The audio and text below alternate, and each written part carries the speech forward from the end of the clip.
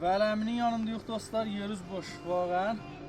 Bu havada, bu öz bilimiz çənli havada ayran aşı qoyub odunla.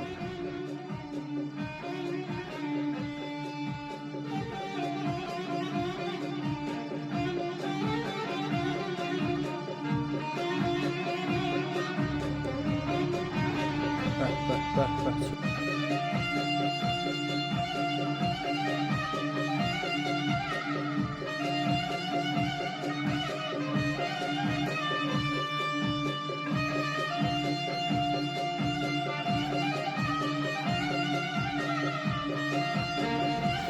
Hələ bunun əsl qarısı qalır. Hemen deyim çörək. Hangi çörək? Təndir çörək. Təndirdən çəkib gətirəsən. Yenə bəh. Taze ve bunlarla. Buyur, düşəcəm.